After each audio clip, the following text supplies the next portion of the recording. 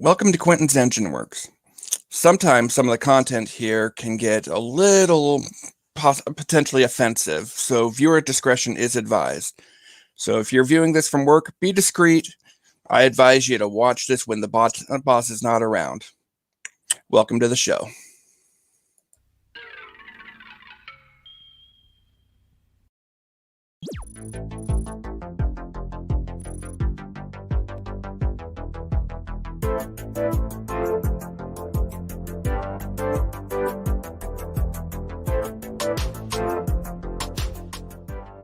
Quentin's Enginewerks, more than meets the eye. Hey everybody, welcome to Quentin's Enginewerks. My name's Quentin. I'll be your host for this fun little adventure. This is the first episode of season 2. We've got Mark McCann, the writer of Never Never, who is going to be our special guest for today. And Mark, how's it going? Nice to be here. Thank you so much for inviting me on. Hey, it's very nice to get the invitation, and I'm really happy to be here to talk to you today. Night, morning. I think that depends on where you are. Yeah. I just finished having breakfast about a half hour ago. So. Well, it's 5 p.m. in Ireland right now, so it's getting dark. But yeah, I've got most of my day out of the way in terms of I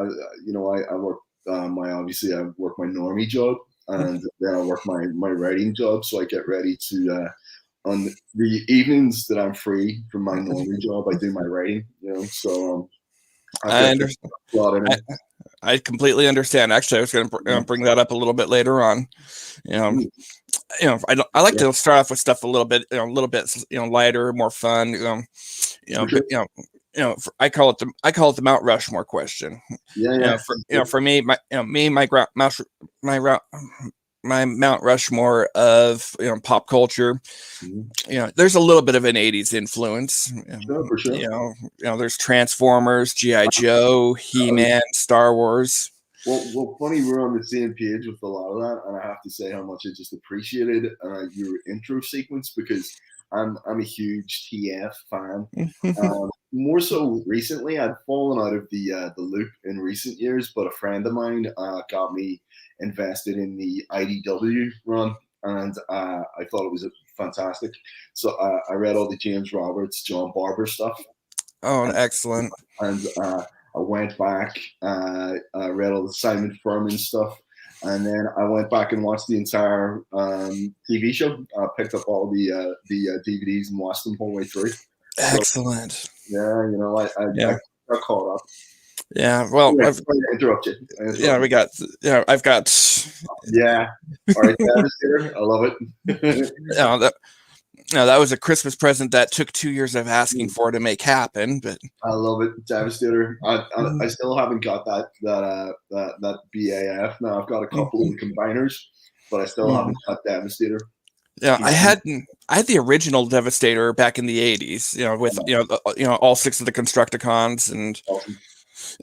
It was, but it wasn't, because it wasn't very posable, didn't move well, and it was one of those things where the idea sounded better, was way better, sounded way better than the actual practicality of it. Yeah, it's a great looking figure, and with some of the stuff, it's like McFarlane toys in the early years. They had these amazing looking figures, but they had no posability. And now, obviously, Todd's totally changed the game. He's brought his figures up the spec, and I feel like Transformers are doing the same with a lot of the more modern stuff. Yeah, the most recent Devastator they did for Combiner Wars. You can't find that thing for under $400 now. I know, and I've looked. You just gotta get it. And there are some things where when you're starting to get to the point of that's a car payment, borderline house payment. I know. Yeah, it's really hard to go. Yeah, honey, no, you don't want to. Don't open that box. I hear you, brother. I hear you. I've got a good friend, and he has the same problem as me. He's trying to balance his life and family and work stuff with the addiction that is nerd culture, you know. So he'll phone me and he'll send me a message on Facebook. He'll say, you know, I just bought that entire wave of Star Wars Black Series. You know, I don't know how I'm making a payment next month. Yeah, I mean, I've been blessed. My wife, for the most part, has told me, "Hey, if all the bills are paid, and she doesn't care." I'm the same, and we're looking to move house. Actually, we've been renting for a long time. We were looking to buy. Congratulations. Well, fingers crossed, right? But we've been held up by COVID, obviously. But whenever we move, I've said, you know, the rest of the house is yours. I just need one place where I can put all my stuff, and you know, it's gonna be my cave where I keep all my. Because currently I've got like an Omega Supreme and a Scorponok in the bedroom. And that is cramping my wife's style. You know, she's pretty forgiving, but whenever you got them living over the bed, I mean, you know, it's cramping her style. So this guy's got to go. So you know. Now, which Scorponok are we talking? Are we talking the original G1, or are we talking the you know, that newer one that came out that's 21 inches of glory? The 21 inches of glory, and I remember buying it, and whenever it arrived at the house, and my wife was just like, you know, what is it? What did you buy? And because I joke all the time that I'm gonna get like a life-size Optimus Prime and put it in the front garden, but she saw this arrive, and she was just like, oh no. And she's like, how much did it cost? And you know, I don't mind. She's pretty easygoing about it, but you know, sometimes she'll be like, you know, so how many date nights did we miss so that you could buy this? So, Dan Price is saying that's hilarious, you know, and I absolutely agree. You know, the other part of it is, do you really want to get Scorponok out of the bedroom? Because right now you can tell everybody who's willing to listen, you have 21 inches of glory in the bedroom. Yeah, they know I was lying. Yeah, aren't we all? But hey. Yeah, but it is. It's like I love all that stuff, and I'm a massive comics and toy aficionado. I love that stuff, and I think it was our generation when we were brought up. You know, action figures that went hand in hand with these TV series that were catered to make you want the action figures was the norm. And so, like, whenever I got older, my desire to have that stuff didn't go away. It just meant I had slightly more of a budget, you know? So, and the adult collectors market clicked onto it as well. They thought, oh, right, you still love G.I. Joe? Well, I've got G.I. Joe Classified series coming right now for you. And I was like, oh. I've been hit with the Classified series for a few of them as well. I've got Scarlet, I've got Cobra Commander, I got a pre-order on a Bat and the Python Patrol the Python Patrol Viper. Got a pre-order on Crocmaster. Got a pre-order on the Alley Viper. You know, love it, brother.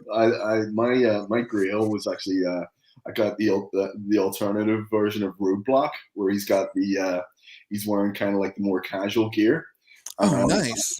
Man, I love the character. So I got that, and I'm waiting on my other one, which is it hasn't been released yet. It's Storm Shadow. So I'm super excited to get my hands on that because it's just a beautiful figure, you know. I'm seeing the Classified Storm Shadow figure everywhere at my stores, and over here I'm not sure if that's an across the pond thing or if we're talking about a specific one. It hasn't over here. It hasn't even hit yet. So I get my stuff from a store called Kapai Toys and Star Action Figure. But there is an American store that I would get my stuff from occasionally, and I say occasionally because the shipping kills me. But it's Big Bad Toy Store. Big Bad Toy Store, right? And I've seen it over there, and I'm like, why isn't it here yet? But you know, well, whenever it does land, it just means I'm going to be hitting the paycheck again, you know. So. Oh yeah, you know, and And I'm definitely feeling that. I'm trying to balance it because I've got Transformer Con coming up in about a month and a half. All right. And there's some costs there that are were a bit more than I was expecting. For sure. Yeah. It'll be nice to get back to cons though. It's I got to go back. I got back to cons last year a little bit. It made for a great adventure and a great article. My friends and I we took a road trip to Rose City Comic Con, which is in Portland. So it's about a 6-hour drive from here. And so all the adventures that went into having that one. All right, that's awesome. I haven't been to a convention in a long time. I think the last one where I was out of the country was Bristol, which was a Judge Dredd 2000 AD convention. Okay. It was pretty insane. Actually, I was still very, very indie at that time, but a couple of my friends were they were pros, and they were like, "Yeah, you come along," and crazy. It was like I don't know if you know much about the drinking habits of people from Ireland or the UK, but I haven't encountered it firsthand, but it's what I've heard, it's pretty legendary. They drink like they are Motley Crue, okay, and they just want. I've never seen so many people put away so much drink. So we were drinking to like 4 o'clock in the morning, and I was talking to Simon Bisley. Simon Bisley was standing beside me, and he was like, "Yeah, yeah, we're all legends here. Let's just drink more beer," And I couldn't really keep up with him, but I was trying my very best, and it was him and my good friend Ryan Brown. He was the guy who invited me over, and you had guys like Glenn Favory, who's another friend of ours. He was there, and I ended up sleeping on a bed with those 3 guys, with Glenn sleeping on our feet. I woke up sandwiched between Ryan and Glenn. I was like, what? It's one of those ones where you wake up and you're like, oh my God. It was like a 1960s, rock star setup with the room completely trashed, and we're all lying in the middle of it. And I was honestly, it was an experience to have to go downstairs and try and sell books the next day, but somehow we pulled it off. That's the amazing thing. We all have that story of that time where you shouldn't have been able to, but you pulled it off. You just had to do it.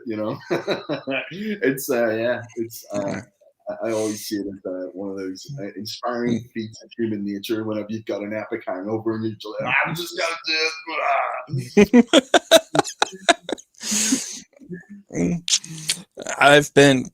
I've almost been kicked out of a hotel because my friends and I were being a little too rowdy. In our room. So we were in the room, and it was still that was about the time I started considering whether or not I really should continue to be imbibing in fermented beverages as much. I hear you. I have had to put a cap on it. I had to say whenever I hit about 37, and I was at a friend's house, and he brought a horn, a Viking drinking horn. Oh my goodness! He managed to get he got his hands on mead. I was going to say Wade, but it was mead, right? So there was a lot of drinking, and they've also got this stuff. You would call it moonshine, but we call it poaching, and it's Irish fermented potato wine. This stuff tastes like gas. It tastes like gasoline, So we're drinking mead from this horn, and we've got this moonshine. And I fell asleep, and I just dropped in the bathroom upstairs. And I remember my friends coming up, Dick and Owen, the pick. They're like, "Hey, he's okay, get him up and keep giving him drink." So I was like, "Guys, I gotta get outside. You gotta get me outside to somewhere." So I'm like 37, projectile vomiting into their street. I can just see my shoes getting utterly sprayed with vomit. I'm like, it's like The Exorcist, Linda Blair, just. And I woke up the next day and I thought, I can't do this anymore. I cannot do this anymore. I'm too old to be drinking. Well, I'm probably not, but I just felt like I was past the point of drinking from Viking horns and doing insane stuff that was going to cost me like a 7-day hangover. But That's awesome. Yeah, let's shift more to more modern, more positive times a bit. You had you had a book come out. Never Never. You know, for somebody that's not familiar with with your work, how do you describe Never Never? What's your elevator pitch? well, my elevator pitch was to whenever I pitched it, it was very much an elevator pitch to Matt Meadney, the current CEO of Heavy Metal, and I said, this is Peter Pan meets Lord of the Flies. So it's kind of like it's a story. It's a coming of age story, really, about a teen girl who is going through family difficulties, and the way out seems to be to follow this seductive stranger off to his, Never Never. It's a paradise island that he's described to her, and she goes only to find out that it's hell. It's actually a version of hell, and this guy is kind of like he's kind of like a cult leader, a psychopathic cult leader in the realm of this. Well, we call it Never Never, but it's it's like Neverland, but no one ages. There's these rules there, like no one can age and no one can die, but you can get maimed, you can get hurt, you can get really badly injured, and you kind of have your at sort of worst, you can be burnt down to your ashes and be scattered to the winds. But even then, remnants of you will always exist in this place because you just can't die. And so whenever the girl Winter gets to the Never Never, she realizes she's been hoodwinked, and that she's actually a sacrifice for the guy who sort of seduced her there, Petros, and he's the leader of this tribe of lost boys, and in a kind of like a benevolent kind of way, he's been going and taking these damaged children from our world and bringing them there, where he feels like he's the ultimate patriarch, and he's going to look after them. But what he's really created is these malnourished, feral, psychotic children who, in their heads are probably about 100 years old, but have, never aged past, sort of 11 or 12-year-old. And then of course there's another element that this world is sort of semi-fictional, and that there's fictions there and they can interact as well. And then there's people who've blown in from the outside world almost accidentally, like you've got like World War I pilots, you've got like U-boats, all these sort of historical kind of Bermuda Triangle like situation has saw them drift into this realm. And so whenever the feral boys meet adults, their mortal enemy, it leads to nothing but war in an environment that neither of them are equipped to escape from. There's no resources, they're going out of things. It's kind of like, the post-apocalypse in Neverland, and Peter Pan is how would you say, a narcissistic psychopath, and sees himself as a pseudo deity. And so Winter, our main character, is dealing with her own familial problems while also on the run from crazy evil psycho killers across an island where physics don't really apply. So that was probably a bit long. No, it's not too long at all. It's you gave a great great it's nice when you actually have the time, because the elevator pitch, I've been at cons and been on the receiving end of many of them, where the guy on the other side of the table, he knows I have 15 seconds to get your attention and keep it if I want to make this sale. And so it's nice to be able to give somebody, hey, the floor is yours, go nuts. It's ruthless, and it's very intimidating for if I actually, one of my first ever experiences of doing the elevator pitch, I guess, was there's a convention in Leeds called Thought Bubble, and 2000 AD gave members of the public a chance to go there and pitch a panel of artists and writers. So, Al Ewing was there, Rob Williams, Alan Moore's daughter, Leah Moore. So it was an intimidating, really intimidating panel. And so anyway, I managed to get picked to go up, and I had my pitch. And I remember, because you're obviously terrified. So I'm pitching, and there's a huge, big audience watching. And I'm pitching, and they all just shot me down. They just shot holes in my pitch, and we're just like, that's never going to work. And, well, good try, but nah, it's never going to work. So I know how absolutely intimidating that can be. And the one thing I always say is that, whenever if you ever get shot down, or anyone ever, sort of beats your proposal into the ground, what you say is, thank you very much. Could you perhaps give me some feedback? Mm-hmm. If they're professional and if they're a decent person, they'll do that. And you take the feedback and you work with it, because, otherwise you'll never, that experience has just been a galling experience, and you didn't take anything from it. So you got to take what you can from it and build yourself back up, I completely get that, because I'm not a creator at all. In fact, I think I'm the only person, on with Indie Comics Dispatch that is not a creator. I am strictly a reviewer, and so my workload, I swear I think I do more writing than all the writers in the group. Yeah, it's funny. I actually saw you were on the Indie Comics Dispatch podcast talking about that, and I have reviewed in the past, and you know what? Hats off. It's a demanding job. There's a lot of writing required in it, so fair play. Especially if you've got like a day job and stuff. That's a lot. The other side of it is it's a demanding job, but it's a job I love. Yeah. I get, because every time I'm getting my hands on something for the, because I have creators that send me stuff. Mm-hmm. It's beautiful and frightening. Mm-hmm. Yeah, for sure. Well, I came home from my 9 to 5 the other day, and there's a stack of 6 boxes. Oh wow. I ordered 2 of them. Wow. So trying to explain to my wife, no, I did not order all this. I did not order. I can tell you, I know what's in that box. I know what's in that box. Beyond that, I don't know. So this is people sending you like advances and stuff.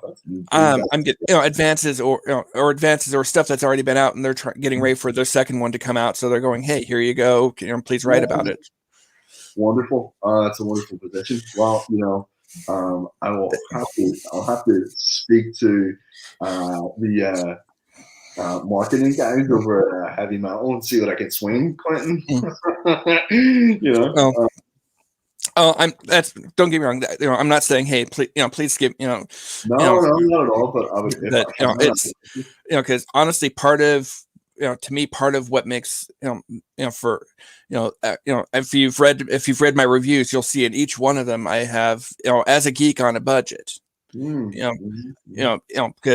hey, I'm going. I spent my money on this, and as the guy that spent his money on this is how I feel about having spent that money. Do you know what? I hear you, and I think it's I've actually started. I wasn't too aware of Indie Comics Dispatch until I started reading your reviews, and then I started reading everybody else's reviews. And for me, it's been a very it's actually inspired a lot of what I've read, this year and last, because I typically just go into my local comic book store, or I look on previews and I go, I like the look of that, or I like that writer. But I think it was Jonathan Hedrick you introduced me to. Yes, Jonathan. Yeah, I started reading his stuff, and the read count was great. I really loved it. Yeah.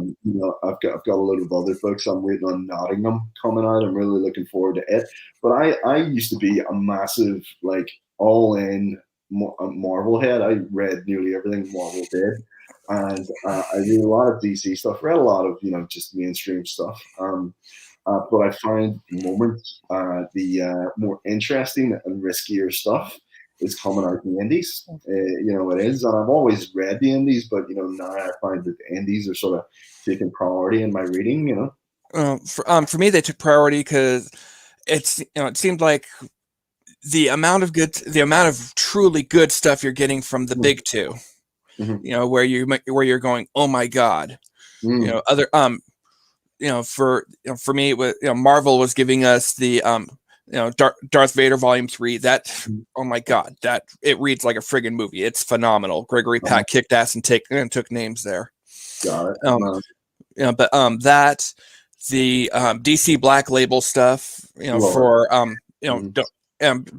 before you get too far along there, the DC Black Label for Harley Quinn, and Joker, Harley, Criminal Sanity. Those are phenomenal. Right. Just about everything else Black Label that for the characters that you know about sucks. Oh really? I will say this. I've been reading the Ram V Swamp Thing, and I think it's absolutely fantastic. And I've also it was the Philip Kennedy Johnson, The Last God, and it was Black Label. It was also absolutely fantastic. And is it Daniel Warren Johnson? Not quite sure. His Wonder Woman Cracked Earth was another brilliant read. Now, I didn't pick up much of the other stuff, but those were the ones that really jumped out at me. And I quite like the Joe Hill stuff as well. I was just gonna say the Joe Hill, that was an, oh my god, I'm in the middle of Refrigerator Full of Heads. That's become my guilty pleasure. Yeah, it's great. It is great. I love the first one. What was it? Basket Full of Heads. I like Basket Full of Heads because it managed to create the nostalgia. It pulled you back into the 80s, and I kind of sort of really love everything about the 80s. If you didn't know that already. We're in the same boat, brother. You know what I mean?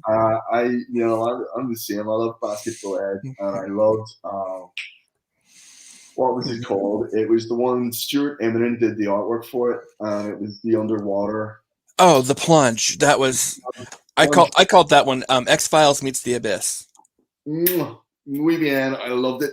I think a lot of what sold out was Stuart Eminem's artwork. I think the guy's phenomenal, and I'm reading The Magic Order at the minute, Mark Miller, book 2, and it's just great. A lot of that the art. Yeah. Speaking of artwork, so getting back to the cover for this guy. Oh yeah. Christopher Lair did phenomenal work. Because not gonna lie, this Never was not on my radar. I was it was New Comic Book Day. I was at my local comic book store, and was pulling all my going do mine. What? And then what the hell is that? Yeah, all right. So this is what happened with Chris. Believe it or not, my friend, a lot of my traction in comics, and I have to say this, it's 100% true. I've got a good friend who does covers for Marvel and DC now, Ryan Brown, and Ryan lives locally. We've actually known each other for a lot of our lives, and anyway, I hadn't seen him in a long time, and we connected. It was actually we met through Glenn Fabry, and we connected, and anyway, we started talking. He was trying to make it into comics at the time, and I was skirting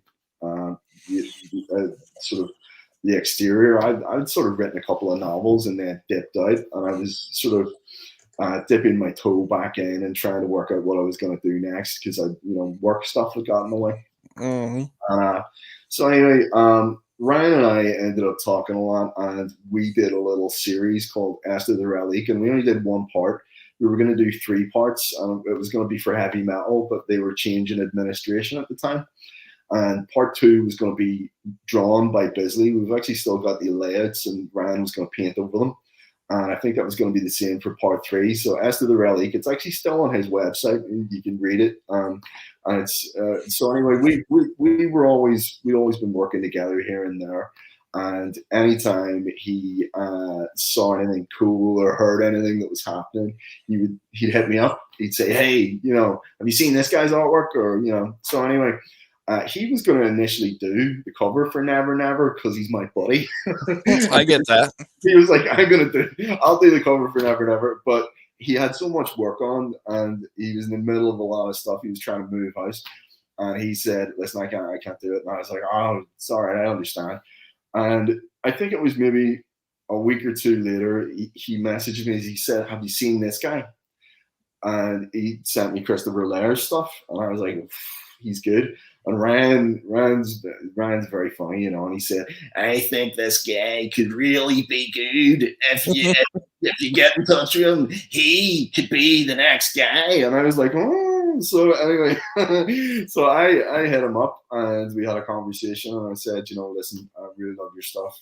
You know, we'd initially been talking to there was another artist, the publisher.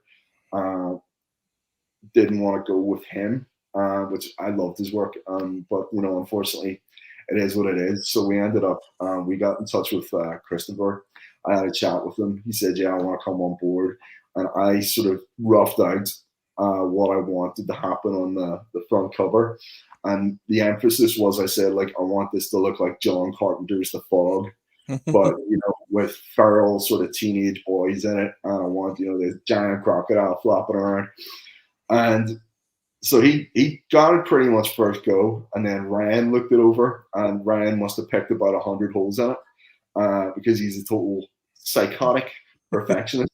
And I thought Christopher was going to pull all his hair out because Ryan kept sending him notes back. He was like, "You need to change this here. The A ball needs to be bigger." I just remember this, and I was like, "You're gonna fucking excuse my language." I was like, "You're gonna fucking overwhelm this guy, and we're gonna end up losing him," you know. And he was like, "He could. Hey, this cover needs to be amazing." And as you say, like, that was his thing. He said, in order for people to buy this, the cover needs to be amazing. And I was like, right. So we got that cover, and I remember thinking, if people don't buy this based on the cover, I don't know, you know, we're screwed. But luckily they did, you know. Oh, like I say, that was oh my god. And then, you know, because, you know, and that's one of the things I preach. Your cover needs to, if you can catch and hold somebody's attention for longer than 5 seconds on your cover, you've got a good chance. Mm-hmm. Oh, 100%. I'm a big cover. I love cover art, and I follow a lot of guys. I follow like Mark Brooks. I love his covers. Ben Oliver. Mark Brooks. Yeah, I got. You know, yeah, he signed. Spider-Gwen, that's beautiful. Yeah, he signed that one for me. You know, back in life before COVID, and yeah, but you know, I love cover art, and you know, I find even if I'm not fussed on the interior, if you've got like a really banging cover, I'll look at it and I'll check it out, you know. Well, that's the thing is, you have to, because I don't know about in England or in Ireland. Over here at the comic book store, books are already bagged. You don't get to flip through. Yeah. So that cover, you've got your cover to go off of. Gotcha. So it has to be it needs to, you know, that cover needs to walk up, kick that customer in the nuts and announce its presence with authority. Yeah, no, 100%. And you know what? Like, I have to say this, we really did. Ryan spotted this guy, so hats off to Ryan, because he has an amazing eye for talent, and he spotted Christopher Lair, and he said, "Try this guy." And Chris, I'd seen some of his art, his painted art, and I thought it was good. But what he actually did for our covers, I think was just outstanding. I mean, I would give him direction. I would say, like, I want it to look like this. But what he would come back with was always really stunning. You know, it just blew me away. So I feel incredibly lucky to have this guy on board because he's our selling point, you know. Well, at least 4 out of the 5 covers, if not 5 out of 5, you know, because I remember writing, going, holy crap, does this guy ever let up? Yeah, I know, right? Because even the worst of the bunch still rated around a 4 out of 5 on my scale, which, like, so it's one of those, okay, you know, the guy doesn't put out a bad cover, you know, so this was, I was very impressed. You know, Dan Price wanted to know if you're on Instagram or Twitter. Yeah, I'm on Instagram. I don't use Twitter at all. I just could never get into it. My Instagram is hold on, I'll check. I'll actually have a look now, because you know, I just dip in and out. I'm not hardcore on these things. My Instagram is bad_man_McCann. So it's bad_man_McCann, and that's an old nickname of mine. Nothing wrong with that. Yeah. So anyway, no, I don't use. I try to keep my the socials can really suck you in, you know. I find as well that there's so much fighting and just general, insanity. Like, I want to go on and maybe look at, some comments about the new Boba Fett series, and you get down, you maybe get about a third of the way through, and it's just fuck Boba Fett and fuck, and you're just like, oh man, So I try to reduce my exposure to this sort of stuff to the point where I just flip through on Instagram Warhammer paintings and artists I like and things like that. So any of the argumentative stuff, I just give it the ball because man, life's too short, Oh, and I, to me, when any of the stuff that these new series that Disney's doing with Star Wars, hell has no fury like a pissed off fan base. Oh, 100%, dude, 100%. And the other part of it is, no matter what, you're not going to get it right. Oh, 100%. Because with all things Star Wars, Lucas created an unrealistic and unfair bar when he did 4, 5, 6. Because let's face it, from that point on, everything after Jedi was released, the best you could hope for was met expectations. Oh yeah, listen. Here's the deal, right? Even George Lucas, when he came back to his own franchise, couldn't get it right for the fans. Okay, Mm-hmm. So the reality is that he was a director in a specific time and place, mentored by Francis Ford Coppola, inspired by Akira Kurosawa, and he was doing these samurai-themed Buck Rogers, Flash Gordon style episodes of a sci-fi space opera that had never been done on this scale before. So it was so beautiful and unique that Lucas wasn't even the same person when he came back to do the prequels. So the idea that you're ever going to satisfy every element of the fan base, you're not, and that's why I'm very wary of people say to me, oh, what character would you love to write? I'm like, well, I wouldn't really. I'd rather do something that I'd rather do an Elseworld story, or I'd rather do like a what if, because that allows you to sort of screw around with it a bit. Because the fan expectation, and I am a fan, so I know what it's like to read something that's so abhorrent. Like, you talked about The Last Jedi. I fucking hate The Last Jedi. I think it's an abomination, right? And, a lot of it is due to disservice of not just the legacy characters, but also the new cast. I thought, John Boyega got shafted. He was just relegated to the sidelines screaming.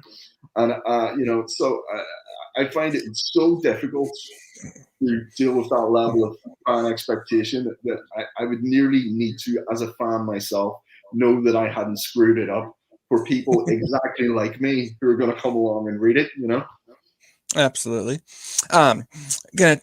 Gonna interrupt for a second because I'm required to do a little bit of shameless self promotion.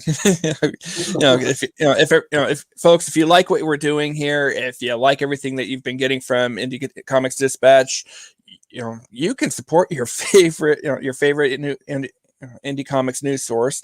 And best of all, I'm not sure, in case you hadn't heard, we are officially a charity. We have completed our 501(c)(3) paperwork, so you can donate to your favorite your favorite group of nerds to be able to get you more content, and it's a tax write-off. So hey, follow the Patreon link down there below, and thank you for your support.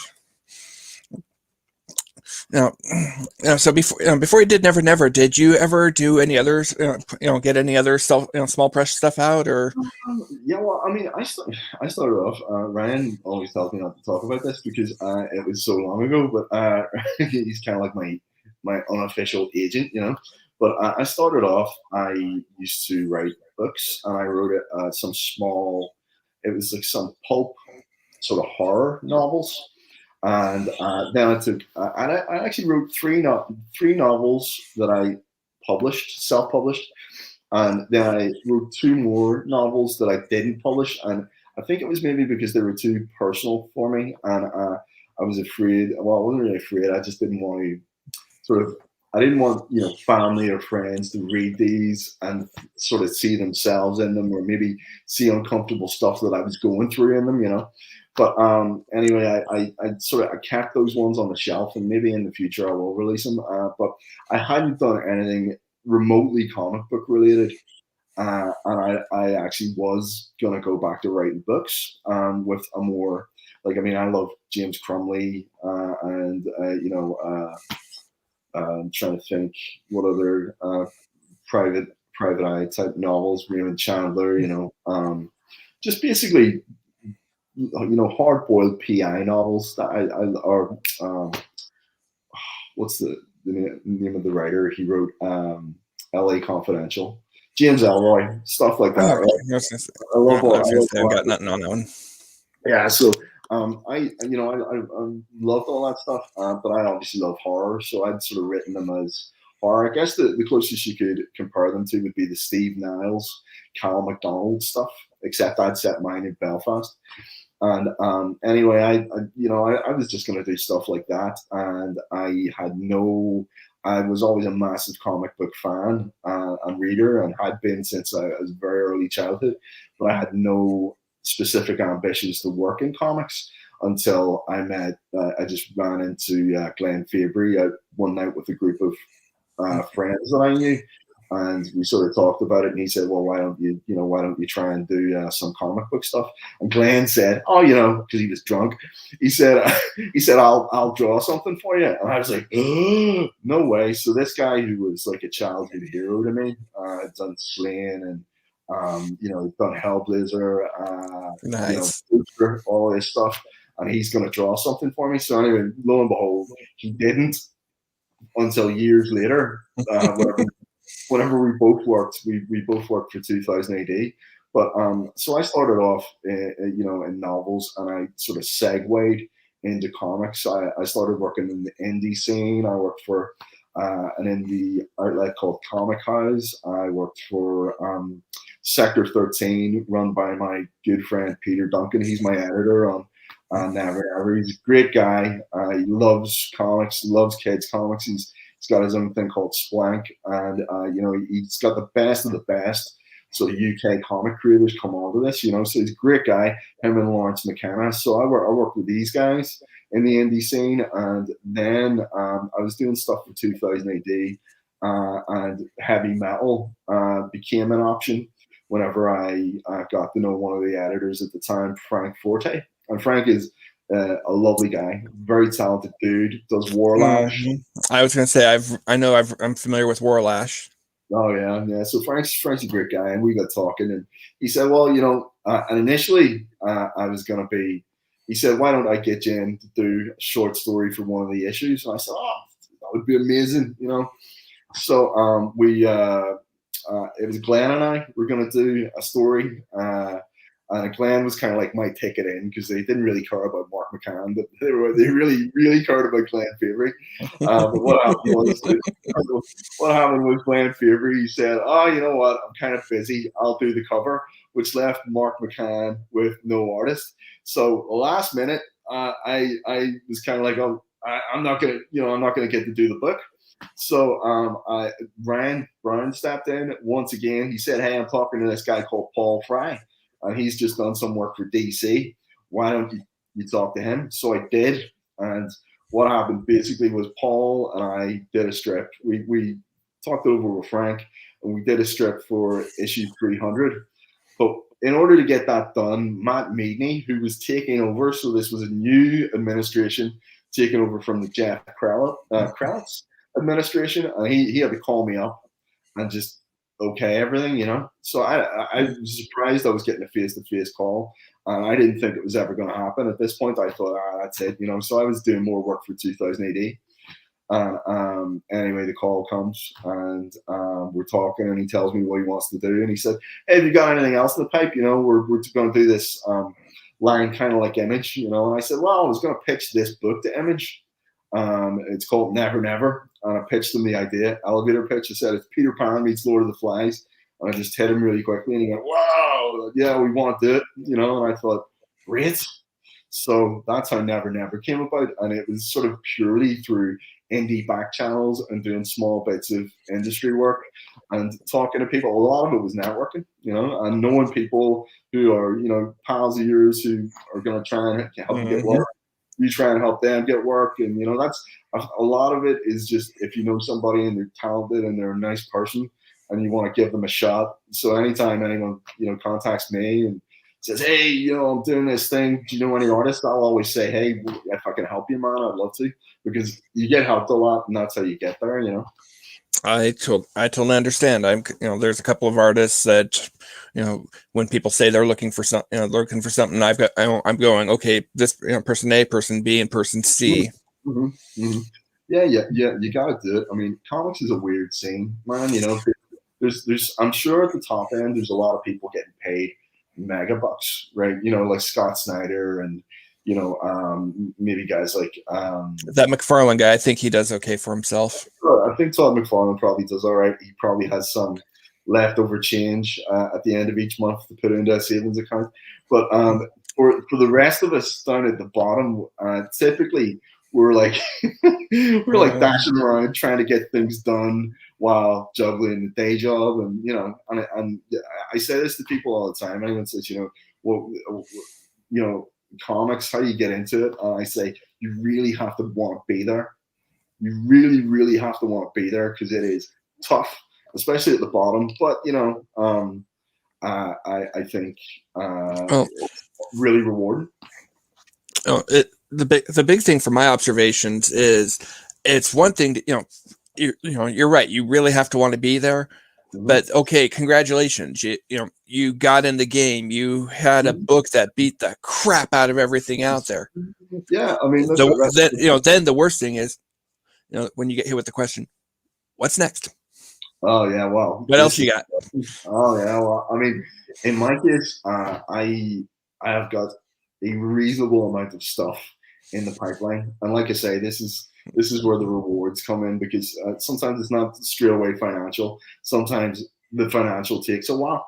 But what I've got in the pipeline came directly off the back of Never Never, and it was the fan response, well, the reader response, I should say. The readers enjoyed it. It sold well, and so whenever I came back and said, listen, Never Never, I'd always considered it the first part of a 3-arc story. Would you like to do arc 2 now? Well, they said yeah. And so like Never Never, the sequel, which I'm just I could sort of suck it up, and it's tentatively titled Crucible, okay? And so it'll be called Never Never Crucible. And I've only so far plotted it out. I haven't started writing the issues yet, but hopefully it'll be the same creative team. Fingers crossed everyone can come back. I would love to see the band come back together for this. Well, big time. And I mean, this is, if the way I describe it is, if Never Never was Alien, Crucible is Aliens. And I've got a third arc that, if, you know, Crucible does well, I would love to do. Hopefully it won't be an Alien 3. But, you know, I've got a third part, and I look at this as kind of like the arc of a life. So we will follow, you know, it's going to be interesting. It's you know, similar to Star Wars. It's got its rises and falls, and you know, not everybody is going to survive. And so I've got that, and there's another super secret series that I have written, and it was supposed to actually come out already, but we've had a few teething problems in terms of you know, getting a slot for it in the magazine, and it fits everybody. One of our artists, great guy, I love him, and he got offered a Marvel gig, so he had to take a Marvel gig. I can't blame him at all. He had to do it, you know. So it's one of those where we all go sell out, but the paychecks are going to be better. You know, if you know anybody who, you know, it's almost that you're stupid to not take the gig.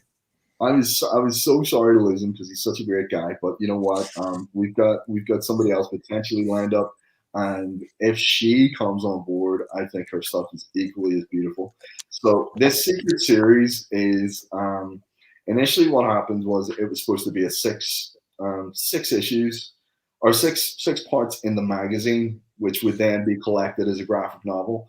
But because of the delay, I suggested we did another series in between that kind of, I don't want to give too much away about it, but it interlinks a lot of things.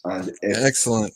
And I've started writing it, and I'm really, really excited writing it. I think it's such an interesting way to do this. I'm not trying to, blow smoke up my own ass here, but I think it'll be interesting, and I think anybody who is I think if you're a fan of comics as a genre, and that whole setup thing, where things are being set up for a big reveal. I love all that stuff. It's the same thing. I love it in wrestling whenever the Undertaker pops out or something.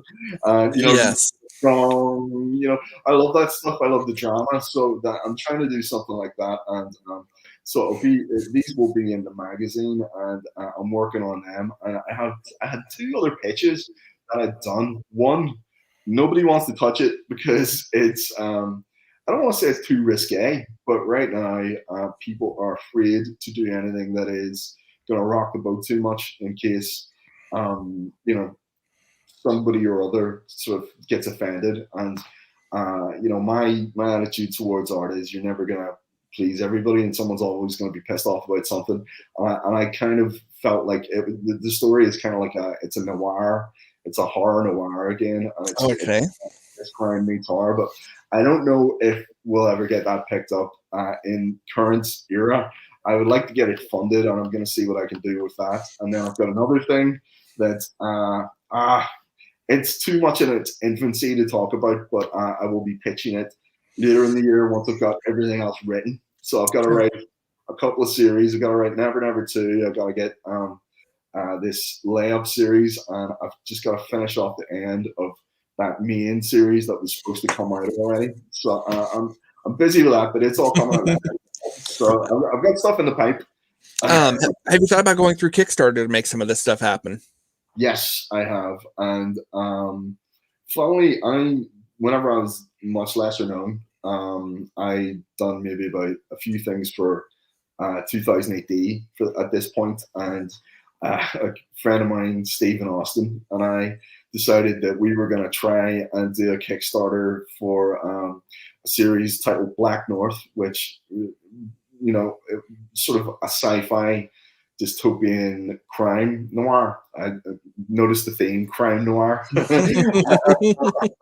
of a bit of crime noir. So anyway, it was based in this future where I'd based it in Northern Ireland, and the idea Black North was that the north of Ireland had become, it was very Escape from New York, which is one of my favorite movies, and the idea that the north of Ireland had been completely walled off from the south, and that it was a black economy, and that there had been a sort of massive war in Europe, and essentially the influx of migrants had caused a crisis in the UK, and Northern Ireland had sort of become this walled off dumping ground for criminals because they had to put them somewhere. It had become like such a corrupt, because based on its history, sort of Northern Ireland's a weird place, man. If you live here, it's become like there's a lot of crime here that sort of goes under the radar, and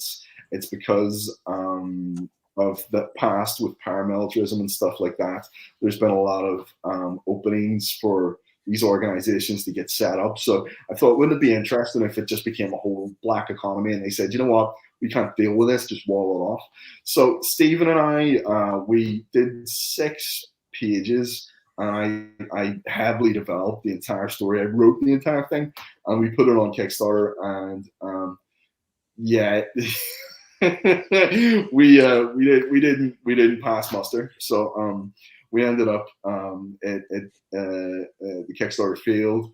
It was a massive learning experience because yeah, but it happens. But it was a learning experience, and Stephen and I think part of the problem was that whenever you're starting out, you nearly have to be prepared to do things for nothing or close to nothing, right? Especially if you're not a name.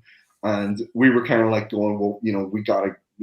In particular, I wanted to make sure Stephen got paid because his work is incredibly detailed, and this guy, he's not far off. He's like a mix between Derek Robertson and Brian Bollins. He's got a really Oh, okay.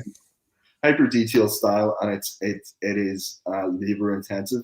So for him to do this would have cost a lot of money. So I was trying to prioritize getting him the money that would be required to do it. But in the end, it was unrealistic, and we couldn't. So it just and in order for him to do it, he would have had to take time off his job, all sorts of stuff. So we couldn't make it happen in the end, which was sad. So I do have plans to do something Kickstarter-y, but I don't know when. I think I'd maybe like to have my profile be a little higher, so maybe more people know who I am, and they're more interested. They're going, oh, it's that Mark McCann guy. I enjoyed Never Never. Oh, that Never Never dude was pretty good. Yeah, let's But at the minute, I'm just random bald dude, So nobody really knows who I am, and that's fine. But I'd like to, if I'm going to Kickstart again, I'd like people to have an idea. Well, and you're not wrong. It being able to associate your name with another title goes a long ways towards that. Big time. And it's like if you come along, Liam Sharp did a Kickstarter recently, massively successful, and Liam Sharp can say, I was doing Batman, I was doing Wonder Woman, Brave and the Bold. He's got all these amazing legacy characters and titles under his belt. So it helps that he's an absolutely stunning artist. The guy's stuff is just absolutely masterpiece. Everything he does could just be put up as it's almost like a fresco level stuff. But he's got these big name comics that he's worked on. So nice. Earlier you touched on with your artist, with the wanting to make sure Steve got paid, but because he had a job and all that. For you, you've got your wife, you got your 9 to 5. How do you juggle that with writing? How do you do you have a set schedule? Yeah, I mean, it's hard. It is hard. Because yourself, you've got kids as well, and like we don't have kids, we've got cats, which is nowhere near as time consuming. But whenever you've got responsibilities, like whenever I decided to go into comics, now I know some people have done this differently, but I used to, or whenever I decided to go into writing, I used to work in an office. I had an office job, and I found it incredibly boring, but it paid well. And if I had just stuck it out there and continued to sit behind a computer all day and do administrative work, I'd probably be sitting on a nice fat old salary right now and maybe middle management somewhere. But I decided I was going to ditch all that to pursue writing. And there has been ups and downs. There's sometimes I kick myself and I'm like, Mark, we have civil service over here. And I go, Mark, maybe just join the civil service and get the steady paycheck, But I find it deeply unsatisfying. So I got a job that allowed me hours flexibility. I work in a bar.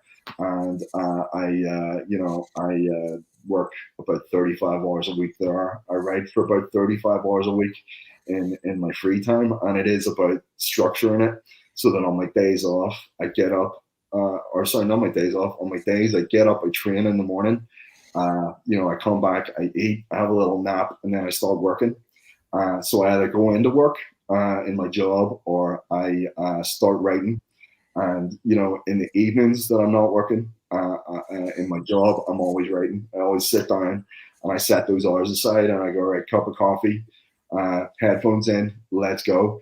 And sometimes it's not even always writing. Sometimes you're researching. Like one of the things recently, I had to do a lot of research for it, so I had to sit and go through documentaries and do some serious reading. But you have to set that time aside. And people say, oh, I don't have time for this, I don't have time for that. You gotta make the time. You just gotta do it. You do. You just have to, like you just said, you have, you have to make the time. You can't, the rabbit hole, the social media going on here. Yeah. You gotta make the time. And like you said, it's very easy to get sucked into the socials. I do not do them at all. Well, not very much at all. I wouldn't spend very much time on socials. And I know some people do very well from marketing themselves on social media. And, hats off to them. It's a great skill. But me personally, I need to get stuff done in the real world. And that means, getting to my job, doing my job, training in the mornings, making time for my wife and I. We don't watch much TV, but at the end of the night, we always like to sit and watch an episode of something. And whenever she's at her mom's house, I will watch a horror movie or some Transformers.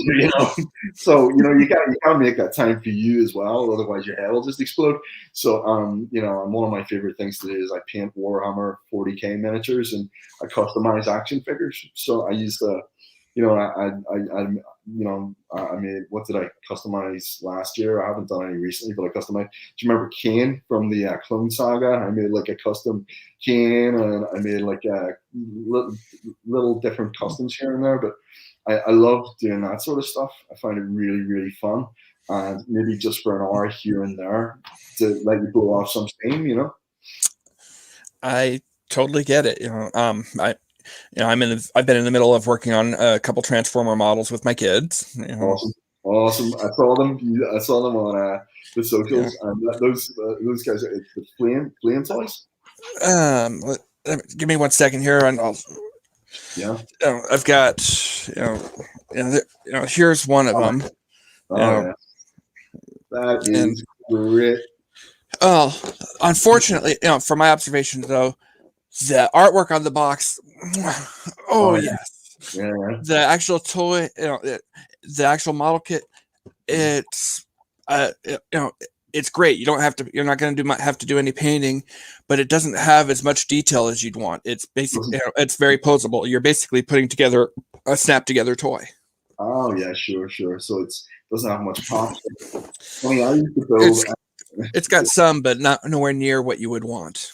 Yeah, I know. Okay, yeah. I used to build the Gundam figures, and this is one of the things I did before I got into 40K, and I just bought the little model kits. But I like to just switch my brain off. I'll usually put on a podcast or some YouTube and put it on the background while I'm working, and it just allows me to switch my brain off. It's I guess for some people they'll paint or they'll do some woodwork or they'll build a model or whatever it is.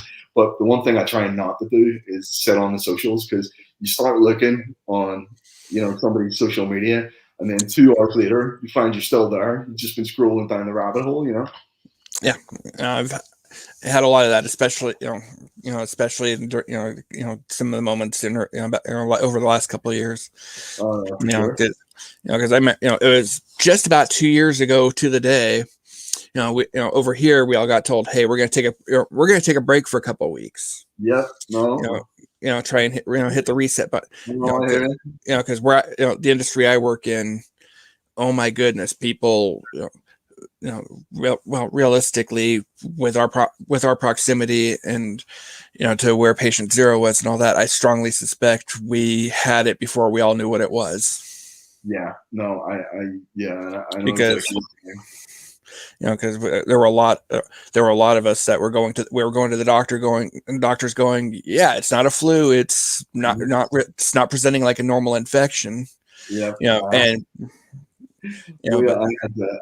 had to work. I was working in bar shift the week before the lockdown, and funny, it was the Cheltenham Horse Racing Festival was on, so our bar was just absolutely crammed with sports fans. Sports fans were just crammed in there, and they were all drinking like crazy and gambling like crazy. And it was just, the staff were getting slaughtered. We were, completely destroyed. And the next week we went into lockdown, and I was sick as like it was the worst. And I didn't get diagnosed, but it was the worst physical pain I've ever had from a sickness, because it felt like every ache and pain. I was a powerlifter for about 10 years, so I've ranked up quite a few, everything hurt. Everything was just killing me, and the guy who sublets, he is a chef. And I ran into him in the hallway, and we were just walking past each other, going to get water or a cup of tea or something. And we were just dying. And I know it was COVID because it was like nothing I've ever had before. Yeah, I mean, working in the service industry, you're just going to run straight into it first, So I think a lot of our staff got it early on. Yeah. Well, there were some downside. That 2 weeks turned into we all know how that turned out. You're still in it. For me, one of the worst things about that was Dad's health was failing, and because of my 9 to 5, I was doing my best to try to keep him from being exposed. So, basically, so the last 4 months of Dad's death, up until Dad's death, I stayed away trying to keep him healthy. You got to love the irony there. I'm so sorry to hear that. But the upside to it all was, Dad was the uber nerd. So I like to think he would love where everything's come from this, and where I've managed to get to, the conversations I get to have. I'm case in point, I've gotten to have an hour-long conversation with a comic book writer where it's not the hour, spending an hour at a con to have a 2-minute conversation, then have to move along. So, one of the things I like about the modern age, and there isn't a lot, because I really like yourself. I would happily take that time machine back to the 1980s. But one of the things I do like about the modern age is the connectivity. The fact that we can sit in different time zones and talk to each other, and it's also it's informal. So I think it used to be to see anybody that you were sort of interested in, you had to wait for them to go to a convention, or if it was a celebrity, you had to absolutely. But now you can just turn on, someone will have them on a podcast, or a YouTube show, and I love it because you're not just getting sound bites, you're getting a genuine look at the person, and the person most of the time they're just normal people, and they're nice, and it's nice to see that, because we've got this venerated idea of what everyone is, and then you see them, and you're like, person like me. For me, with my job, or with my other job, this one, it's kind of a double-edged sword, because that adage, never meet your heroes. Yeah.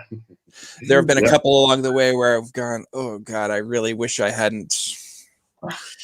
But the other side of that is I've gotten to have experiences that 8-year-old me would be going, no way, having Bob Budiansky, one of the guys that created Transformers. I've had him on the show. He was on the show last season. That's amazing. Oh, wow. That is amazing. And I mean, it is a double-edged sword. Don't get me wrong. I've met a couple of going to conventions and things. I've met a couple of celebrities that I was like, oh, shit, how am I going to watch your TV show again? You're a giant a-hole. Do you know what I mean? But it does happen. It does happen. But at the same time, I tend to be a glass half full kind of guy. I was in my past. I've dealt with intense negativity and depressive, way of doing things. And for one, I never want to go back to that. So I always look at everything in a positive light. And I, even whenever I have a bad experience with people, I'm always like, you know what, maybe you were having a bad day. Let's just chalk it up to that, and we'll keep on going, Absolutely. Yeah. So, one of the things I've been dying to ask, because, by the way, I apologize, because originally I thought you were from Australia for some reason. Oh, don't worry about it. I knew because the times where I've messaged you to ask a question, and in hindsight, I'm sure it probably went both ways, because I'd send, when I sent you a message, it was, during somewhat daylight hours, my time, because the number, because you'd reply, and I'm going, for God's sake, it's 1:30 in the frickin' morning. What? And that's when I realized clearly you're not in the States. Yeah. And for some reason I thought it was Australia. But anyway, I've got to get down to the because food. I'm a huge foodie. Then again, in some way, shape, or form, who isn't? We all have. That's one thing. Everybody likes to eat. Of course, yeah. And for me, my wife makes these jalapenos that get filled with cream cheese, wrap it with bacon. Oh. And you throw it in the oven for like like a half hour or something. I don't know the exact time. I don't really care. All I know is about 15 minutes in, I start smelling it, or I used to be able to start smelling it. Since I had COVID, my sense of smell is pretty much shot. Yeah. Which downside, I don't get to smell the good cooking. The upside, I can fart with abandon. Hey man, you gotta look at the positives.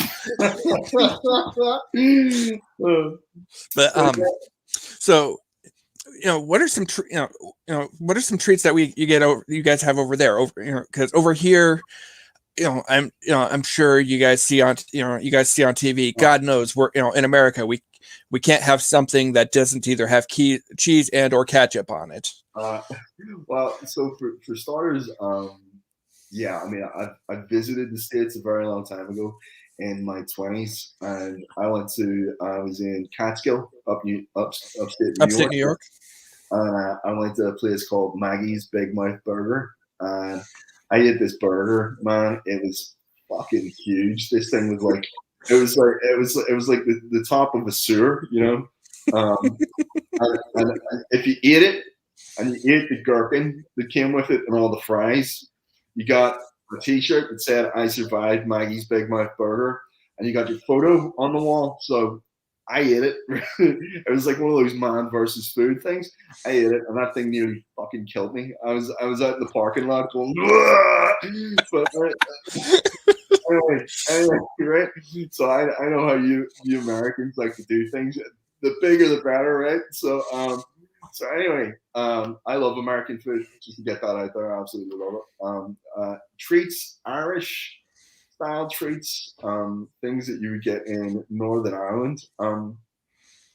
This is going to sound terrible, but no foods are jumping the mind straight away. We're kind of like a culture of alcoholics, so it's mostly booze related. But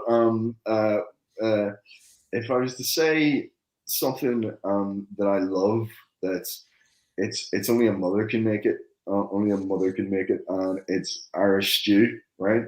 And my mom's Irish stew is just delicious. I love it. That would be a treat for me. And also we have something that's called an Ulster fry, right? An Ulster fry is basically sausages, eggs, bacon,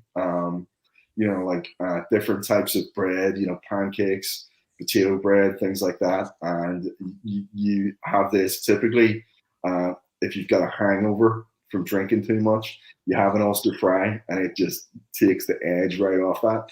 So I do love an Ulster fry. In terms of local foods, if we were to go a little bit further afield as to what I enjoy, I'm a big fan of Cantonese style chicken because I lived my first year at uni. My friend Man Ku, his parents owned a Chinese takeaway.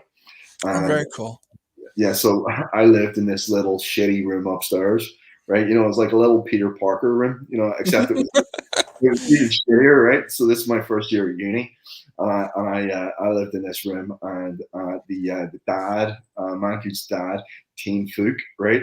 So the locals used to call him 10 fucks. So anyway, Teen Fook, he was such a funny guy, and he was in the room beside me, and so anyway, I used to live there, and his wife Sue Wing, whenever I got home from study, would say, do you want some Cantonese style chicken? So it's probably one of my favorite foods, and it's probably because I lived off it for a good degree of time during my first year at university, whenever I was broke, and I had this nice lady who was prepared to do me discount Cantonese style chicken. Oh, I'm thinking about it now. I'm getting a little bit.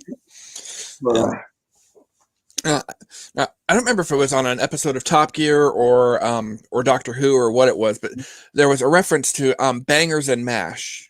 oh yeah, right. Yeah. I'm trying to figure out what is that.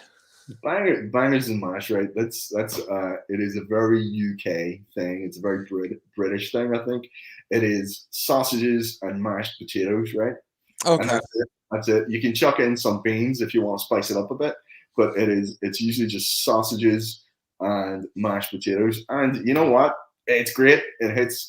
Totally hits all the calorific intake you need there. You got your protein, you got your carbohydrates. You don't want to put some butter in there. You got your fats. Don't go far on. So it's kind of like Lad Baby with sausage rolls. Yeah. Mm-hmm. Mm-hmm. See, I know some British culture and UK stuff. Yeah. Well, I mean, it's funny. We know over here we would have been exposed to, like, I grew up. Most of my TV was a mix between British comedy and soap operas, but American, like, action movies and stand-up comedians and sci-fi and all that sort of stuff. So I grew up, obviously, like, my heroes growing up were all American action stars, and Arnold Schwarzenegger, obviously. Schwarzenegger, Sylvester Stallone. Stallone, yeah. I mean, I still follow these guys on Instagram and stuff, and I went to Leeds. Arnold was talking at it was a black tie dinner, so we all rented tuxedos. I went over and booked our tickets and went over here and talked. So these guys were massive influences on me growing up. Chuck Norris, love Chuck Norris. Everyone talks shit about him, but I absolutely love Tom Cruise. I love him. The guy does his own stunts, Tom Cruise. Yeah. Personally, that's one of the big things that I don't know about over there. Over here, there's too many people that have too much difficulty being able to separate the person from from their art. With the music scene back, especially Madonna, Michael Jackson. Trying to separate. You cannot like a person and still like their music. Yeah, it's a difficult separation between art and the individual, isn't it? There's an old saying. It's hate the man, not the music, or something like that. Anyway. Hate the sin, not the sinner. Same thing. Yeah. So something like that. Michael Jackson growing up was obviously, I thought he was the coolest guy on earth.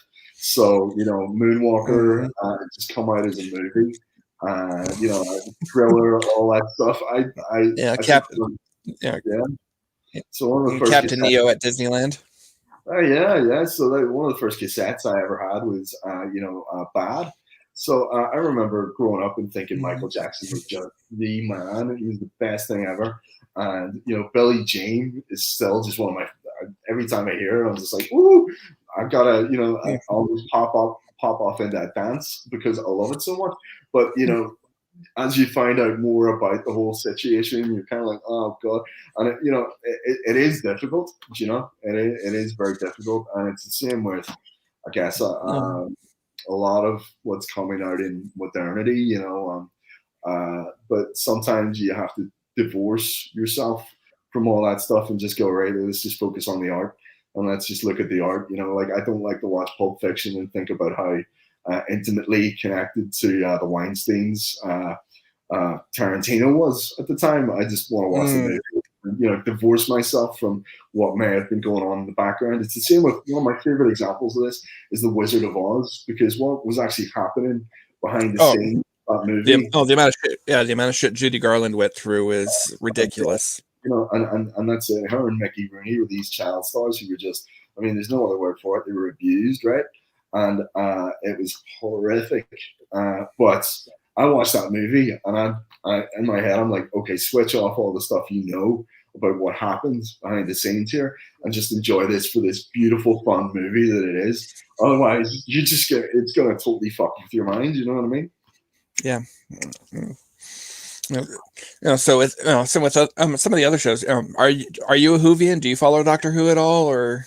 Do you know, it's strange. I think the reason I'm not a Whovian is because whenever I was growing up, it was the Sylvester McCoy era, and so I never really. I'd watched some episodes. It never really grabbed me, and I came back for. It was actually the Eccleston stuff had happened already, so I came back just after the Tennant run. Okay. I started watching from the Eccleston upwards. So I watched Eccleston run and the Tennant run and some of the Smith run, and then I kind of dipped out. So I enjoy it. It's fantasy fable type stuff, but I'm not hardcore. I love it. It's to me, Doctor Who, just like MacGyver, no guns. His mind is his weapon. I love that. Love MacGyver. Love MacGyver. Yeah, that was another one of those great shows from the 80s. MacGyver, 18, Dukes of Hazzard. Nightmare. Great. But no, I see the appeal Doctor Who has. I think for me is that I just missed it as a kid, and so it never had that same grab as it's had for a lot of people. But I get the appeal, and I think it's a wonderful show, and it seems to connect so many people as well, which is it's just nice. And I know some people like Paul Cornell who wrote for it. He wrote one of the best episodes. It was the one where the doctor's lost his memory and he's at the boys' school. Yes, right. The family. Family, right? I'm trying to remember. Yeah. I know. Sorry, I keep cutting you off. But he wrote Captain Britain and MI13 for a while as well. Nice. Paul Cornell. He had Blade in it. Blade's one of my favorite characters. But it was I remember it was his run, his episode of Doctor Who that made me go, oh, this guy's writing Captain Britain. I really loved that episode of Doctor Who. I got to check this out, and I'm glad I did because it was a great run.